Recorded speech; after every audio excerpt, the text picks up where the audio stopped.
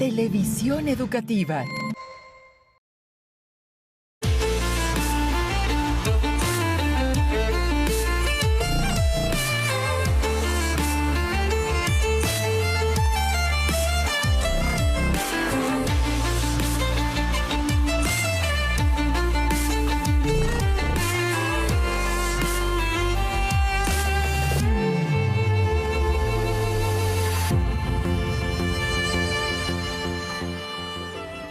Nunca se hubiera pensado que una serie animada que exhibe lo mejor y lo peor de la sociedad norteamericana duraría más de 30 años, generaría más de 2.500 millones de dólares, se vería en 66 países y sería considerado el mejor programa del siglo XX según la revista Time. Esto resume Los Simpsons, una sátira que retrata una familia disfuncional y de clase media en cuya casa se concentran males y vicios: el padre ausente, el televisor tótem, la falta de comunicación, envidia y recelo entre padres e hijos, pero en el fondo, dice el señor Petlis, de la Universidad de Buenos Aires, es un modelo familiar conservador. Es eso que nunca se rompe, ese último refugio que mantiene a todos en cada uno de sus miserias y en sus problemas, pues todo se termina recuperando. En Cuenta Conmigo hablaremos sobre Los Simpson, sátira, cultura popular y poder suave, publicación de María Cristina Rosas, doctora en Ciencias Políticas de la UNAM.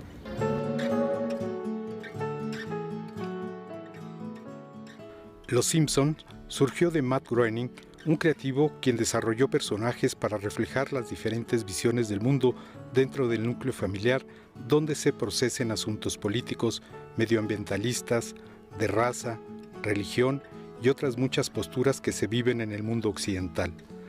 En Los Simpson, sus personajes están más acostumbrados a dispararse látigos de cinismo que a dedicarse frases amables, convencidos de que el sarcasmo es seductor, y así los asuntos de índole común en la sociedad se ventilan sin ningún remilgo, la voracidad del empresario por ganar dinero a costa de lo que sea, ser víctimas de un gobierno municipal corrupto, pero con capacidad para organizarse y reaccionar, el desarrollo bélico de los Bush, el conservadurismo del americano medio, el dogma autoritario de la iglesia. No hay cabida para palabras dulces ni cariñosas.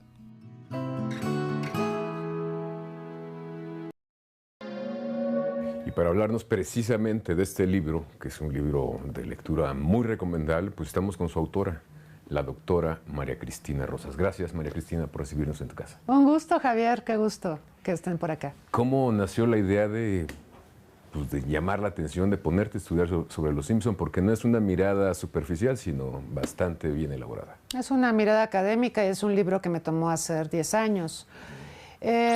Bueno, la historia empieza con el tema de que yo soy fan de la serie. Yo tuve la oportunidad de ver Los Simpson cuando eran cortos animados en el 87. Me llamaron la atención, muy mordaces. Me llamó también la atención el tipo de narrativa que ellos usan, que es la sátira. No es común ver sátira en animación, o no era común antes de Los Simpson. La sátira pues es un recurso sobre todo literario, Aristófanes, Molière, en fin. Pero eso me capturó. Me capturó también la tosquedad, lo burdo que eran los caracteres, muy feos, bastante feos. Poco a poco los han ido refinando. Incluso el color mismo de las caricaturas, ¿no? Sí, es deslumbrante, amarillo. Que alguna televisora no compró los derechos precisamente porque si en esos monos amarillos están muy feos. Sí, efectivamente. Y se han de haber arrepentido. Y se arrepintieron, creo que toda la vida, y se siguen arrepintiendo. Pero el hecho es que yo los vi. Y eso fue en 87 y en 89 me entero de que la Fox decide crear una serie con estos personajes, una serie ya en horario prime time, en horario estelar, todos los domingos a las 8 de la noche, que es el mejor horario. En ese tiempo, pues la oferta televisiva en ese horario para el rango de edad es de 18 a 49 años, que es normalmente en mercadotecnia el rango al que se busca llegar porque es el que más consume y demás, pues era el show de Bill Cosby. Era la única oferta televisiva y llegan Los Simpson y arrasan, obviamente. Gustaron mucho, gustó la novedad, de tener una serie animada satírica que hace una sátira de la familia nuclear estadounidense, de la familia de los años 50, de los años 60. La familia nuclear en Estados Unidos no es como la familia Muégano de México. La familia nuclear son papá, mamá, hijitos, mascotas y ya. Esa es la familia nuclear. El abuelo vive en un asilo, lo mandaron al asilo. Claro. La mamá de Homero pues, se fue a armar la protesta contra la guerra biológica. Y así es la familia nuclear en Estados Unidos. Familia que, por cierto, ya no existe ahora. Ya las familias son de otra forma. Son monoparentales, hay perrijos, hay familias homosexuales, hay personas solas. En fin, ha cambiado mucho el tema de la familia. Pero es una familia a la que estamos la familia caminando, de la añoranza, ¿no? Sí. También. Hay nostalgia. Bueno, pues todo eso me llamó la atención.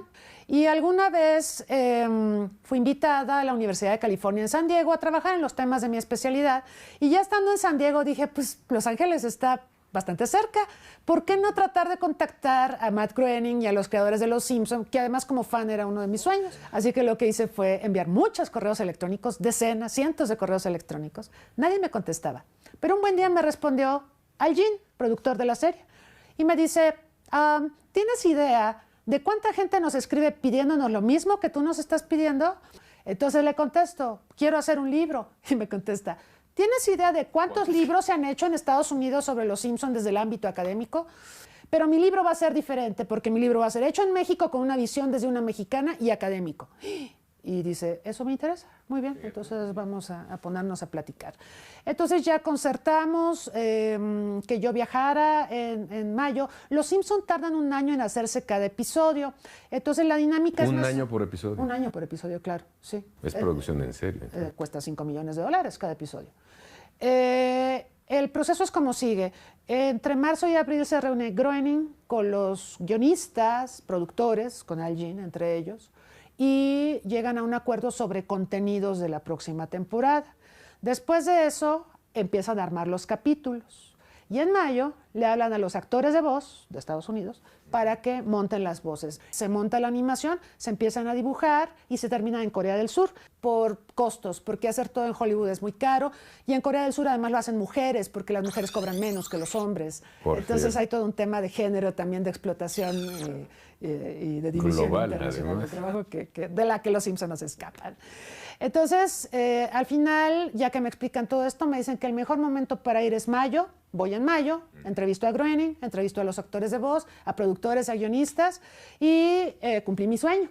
Pero me tardé mucho tiempo porque originalmente lo concebí como un libro de fan, no como un libro académico. Claro. Es hasta después que empiezo a estudiar temas de poder. En este libro trato un tema que es poder suave, que tiene que ver con cultura y con industrias de Hollywood y todo esto. Y cómo, por ejemplo, Hollywood sirve a los intereses de política exterior de Estados Unidos. Eso yo lo empecé a estudiar más y fue finalmente que llego a armar este libro en las condiciones y con las características que tiene en la actualidad. ¿Y este poder suave cómo va permeando en la serie? Tú has visto toda la serie, ¿no? Toda la serie. ¿Se ha modificado, veces. se ha reforzado en algunas zonas? Pues hablando del poder suave de Los Simpson es muy impresionante porque la serie es estadounidense, como muchos productos de Hollywood, pero se consume en todo el mundo. Hay varias formas de consumir Los Simpson en todo el mundo. Sí, exacto, y en muchos idiomas. Se puede consumir subtitulada. Hay países como los escandinavos donde se fomenta mucho el subtitulaje para que los chicos aprendan idiomas. Y hay otra forma de consumirlo que es el doblaje. Y el doblaje es por distintas razones. Por ejemplo, en España, Italia y Francia se dobla por nacionalismo, porque se quiere que todas las series extranjeras generen empleos en los países. Entonces se genera por nacionalismo el doblaje. Y acá en América Latina y el Caribe lo tenemos que reconocer, se dobla por analfabetismo, por flojera también de leer subtítulos. Mucha gente prefiere el doblaje, que es muy bueno. El que se hace en México realmente es de enorme calidad, de los mejores que se hacen en toda Iberoamérica. Y acá, por ejemplo, en México lo que hicimos fue tropicalizar a Los Simpson. Ahí el doblaje mexicano fue extraordinario. El trabajo de Humberto Vélez, que prologa este libro, fue formidable porque se tropicaliza a los usos y costumbres de América Latina. Y entonces, por ejemplo, Homero en inglés dice muchas cosas que serían intraducibles en español.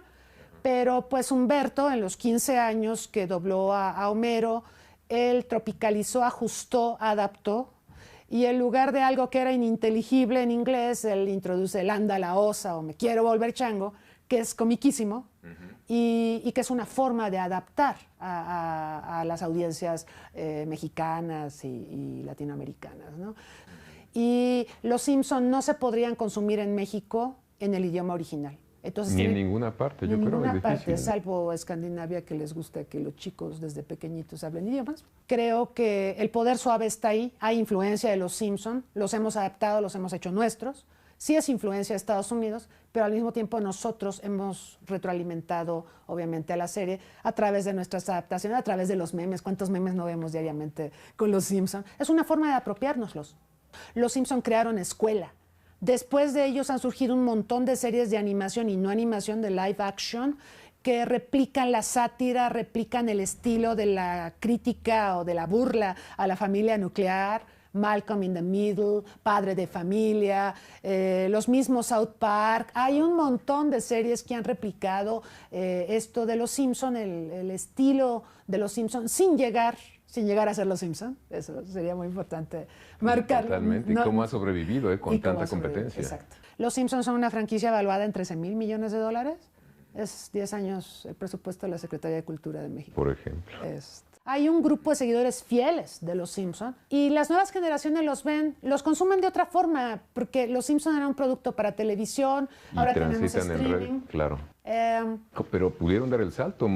Ahora sí que muchos productos de televisión se quedaron en el camino y no pasaron, ¿no? Es correcto. Y esto tiene que ver con qué, con la solidez de los guiones, con la propuesta crítica global que tienen. Es muy interesante lo del streaming, porque cuando te pones a ver qué de Los Simpson ven las nuevas generaciones, los millennials, por decir, ven las primeras temporadas, sobre todo. Sí, están entre lo más visto. Según la estadística que yo vi, hay 2 series que son las más vistas en streaming, Mr. Bean y Los Simpson. Pero se consumen sobre todo las primeras 15 temporadas, 12 temporadas, y fascinan a las nuevas generaciones, ¿sí? Las más recientes son diferentes porque también cambió mucho la serie en términos de que una serie tan longeva necesita adaptaciones y cambios. Por ejemplo, hay gente que hacía Los Simpson que ya falleció. Es lógico, después de 30 años de hacer una serie, la gente muere, ¿sí? También cambiaron los guionistas. Muchos guionistas que trabajaron en el diseño de Los Simpson originalmente ahora trabajan para Disney. Por ejemplo, Brad Bird, que fue uno de quienes fundaron Los Simpson con Matt Groening, fue el que hizo Ratatouille o el que hizo Los Increíbles, ¿no? Entonces, digamos, mucha gente que empezó haciendo Los Simpson ha sido como que capital creativo para otra serie de productos del entretenimiento. Mucha gente que trabajó en Los Simpson, por ejemplo, hizo esta serie maravillosa que acaba de terminar. ¡Ay, se me va el nombre! La de Bazinga. The Big Bang, The Big Bang Theory. Era gente de Los Simpson. Entonces, si te pones a pensar, la gente que hizo Los Simpson eran muy creativos, son muy creativos y han dado lugar a otras series de mucho éxito y han retroalimentado a Hollywood. Pero esa gente se fue de Los Simpson. ¿Y quién llegó a Los Simpson? Gente que sobre todo hace televisión o que está más vinculada a streaming y no son como aquellos guionistas pioneros de Los Simpson que eran científicos, astrónomos, físicos nucleares. ¿Eran los primeros guionistas? Esos eran los guionistas, científicos. Yo me sorprendí. Yo también me sorprendo con este dato que nos das. Sí, porque uno tiene una idea diferente de esa zona de la academia, ¿no? No, impresionante. Y yo cuando los conocí me dice, soy fulanito de tal y mi especialidad es la astronomía. Yo dije, qué bonito. Bueno, pero es parte también de la oferta de esta serie, ¿no? Sí. Que tienen muchos guiños a distintas áreas del conocimiento, del interés. Y muy certero. Las referencias científicas en Los Simpsons son verídicas, todas, porque las hacen científicos. Claro. Es impresionante. O sea, hay una cosa de verisimilitud importante entonces que te atrapa. Cuando la conoces, el que tiene, digamos, ese conocimiento la consume con más gusto y los que no lo tenemos nos asomamos a ese mundo que no conocemos mucho.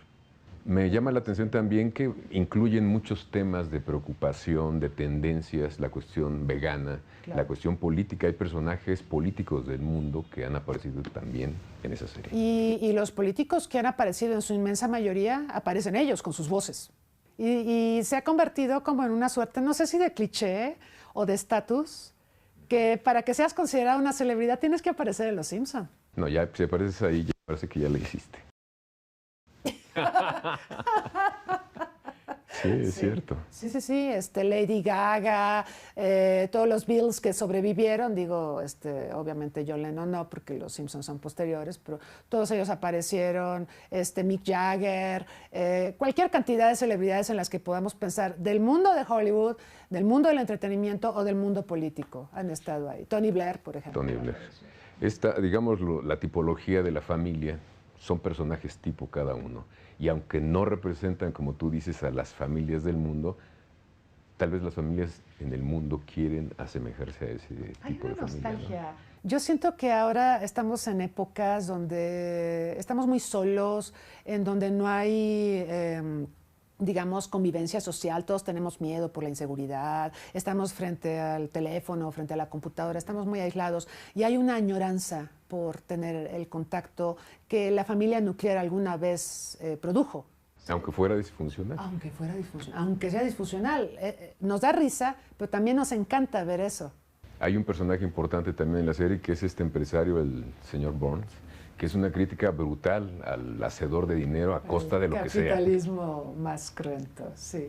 Y es una crítica durísima en una sociedad como la americana, ¿no?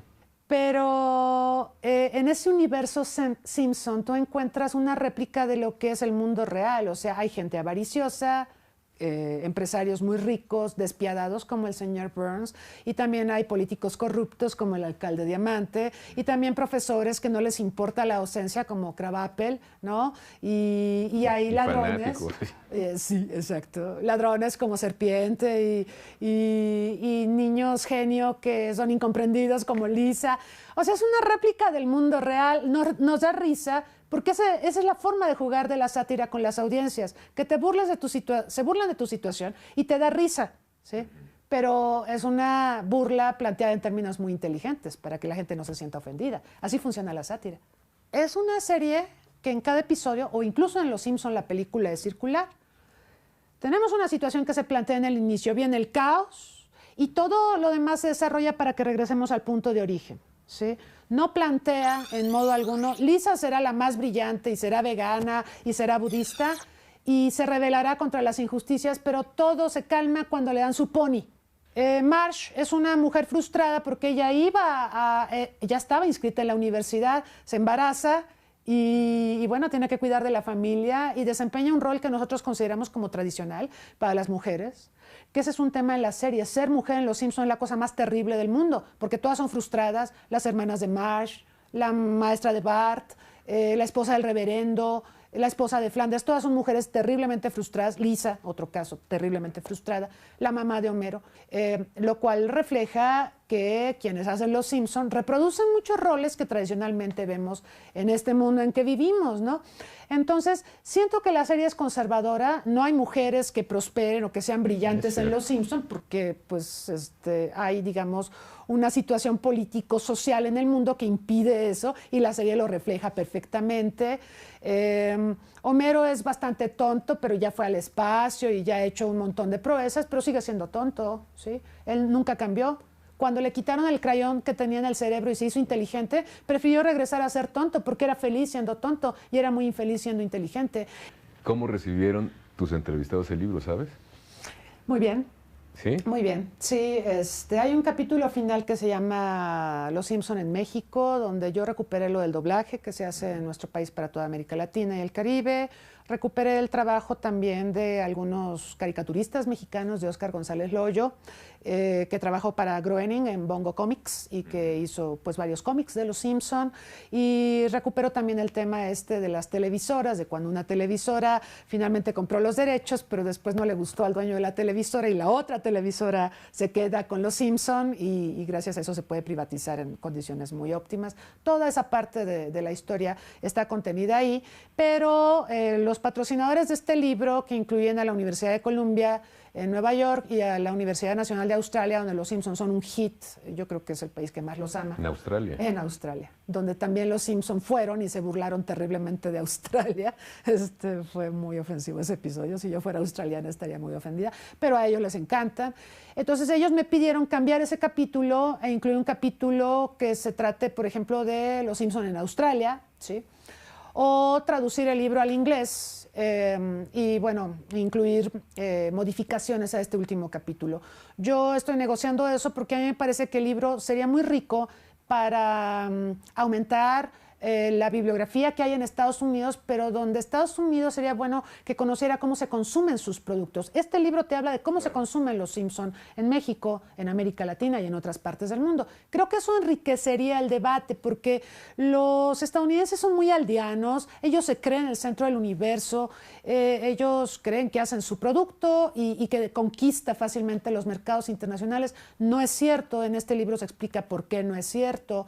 Y entonces estoy en esa rebatinga, ¿sí?, de que sí lo vamos a hacer en inglés, pero a mí me gustaría conservar el capítulo 5. Yo reflexionaba el éxito de Coco, por ejemplo, o de Spectre, de James Bond. Cuando toman elementos mexicanos y los utilizan en sus producciones, les va de maravilla. Todo, claro. ¿Sí?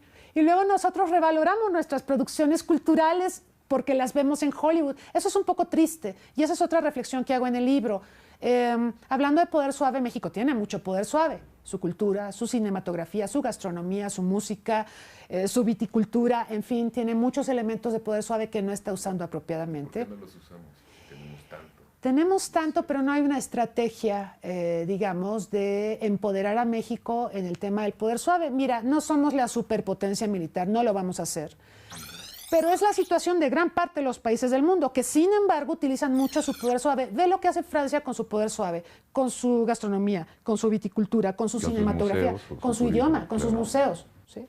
Es impresionante. Yo vería a México un poco más como Francia, que pudiéramos tener una estrategia de difusión de México, de promoción de México ante el mundo, con estos elementos que te acabo de mencionar, que no son pocos. No, y no cualquier país los tiene. Si tú piensas en Bélgica, dime qué productos culturales tienes así de manera universal. Tan solamente. ¿No?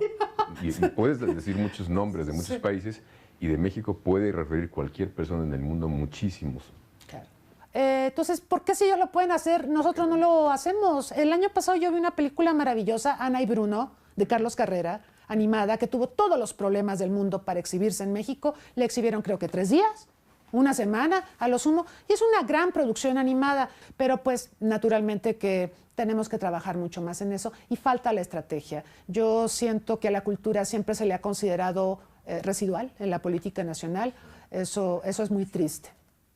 ¿A qué conclusiones muy en general llegaste con este estudio de fan de la serie y de académica? Bueno, primero, como fan, que hay Simpson para rato. La serie pues está cumpliendo 30 años ahora y ya se renovó para 2 temporadas más. Por otro lado, creo que los Simpson nos dejan la enorme enseñanza de que un producto cultural debidamente elaborado y promocionado puede converger con los intereses de política exterior de un país, en este caso de Estados Unidos. Estados Unidos, a través de los Simpson, nos coopta, nos manda muchos mensajes, señales y también nos induce a ciertos hábitos de consumo y a ciertas percepciones, ¿no? Sí, claro. Hábitos de consumo es básico, ¿no? Sobre todo en un país como Estados Unidos, que es un gran productor que vive de cosas, eso, claro. ¿no? Del consumo. Entonces, nosotros consumimos su producto, pagamos muchos derechos por su producto.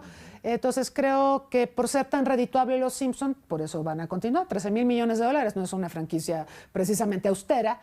Entonces, la lógica económica marcaría que tendremos Simpson para rato, pero que hay mucho que aprender de esto. Revalorar el doblaje. Yo en el libro explico que es importante revalorar el doblaje porque por ahí andaban promocionando recientemente una ley para declarar ilegal el doblaje, que con el pretexto de que hay que promocionar al cine nacional. Yo no veo relación entre una cosa y otra. A mí me parece que los actores de doblaje es una profesión legítima. Yo creo que el doblaje es embajador de México en el mundo. Tiene un prestigio muy bien ganado, debe continuar, se debe fomentar el doblaje de buena calidad. Ahora tenemos mucha competencia en América Latina con el doblaje mexicano y hay en Argentina y en Colombia, en Venezuela. Pero el español más neutro creo que es el mexicano y el colombiano, ¿no? Y la experiencia nuestra, que es de décadas y hecha por profesionales de la actuación. Entonces, eso hay que revalorarlo y revalorar nuestro poder suave sería la otra conclusión. Ver lo que se puede hacer con la cultura, la permanencia de la cultura al paso del tiempo, y con esto me refiero a que México tiene tradiciones, zonas arqueológicas, música, la Guelaguetza, todo lo que tú quieras. Ve ahora a Yalitza cómo está promocionando la Guelaguetza y cómo eso nos posiciona. O sea, son ejemplos de muchas cosas que podemos hacer con cultura. Pero la cultura trasciende en las generaciones y también marca esto es lo que hace México, esto es México. A diferencia de otras cosas, a diferencia de la economía o a diferencia de la gestión política. Entonces, a mí me parece que tendríamos que valorar mucho más, aglutinar una estrategia alrededor de los elementos de poder suave que tenemos, y estoy segura de que podríamos conseguir muchas cosas del mundo con esa estrategia cultural. Pues, ¿algo más que nos quieras compartir? No, pues muchas gracias gracias por la entrevista y pues que lean el libro. Seguimos aquí. Gracias. Gracias.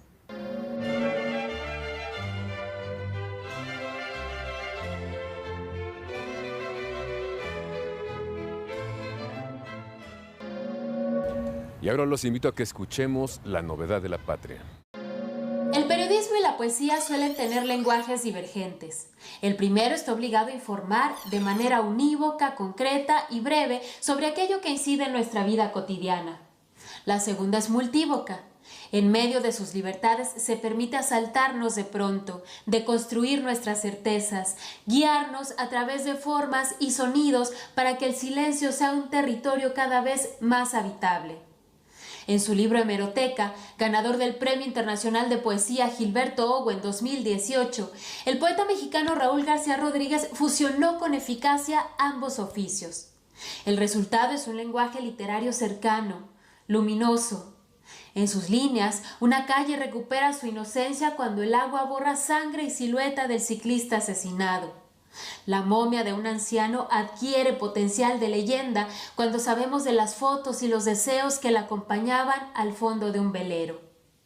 Periódicos y revistas nacionales como la BBC, National Geographic y Nature, así como sitios nacionales e incluso locales como El Economista y El Sol de Zacatecas, proveen de encabezados a García Rodríguez, quien desde la poesía recrea el mismo hecho de otra manera, da voz a los protagonistas, a los probables testigos.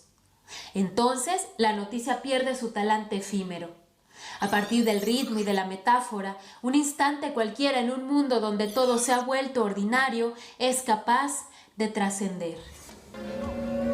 Llegamos al final de Cuenta Conmigo. Les agradezco su atención y los invito a que estén este jueves, todos los jueves, a las 8 de la noche. También les recuerdo que para leer no se necesitan muchas cosas. Un buen libro a la mano, nuestra mente abierta y el espacio que prefieran.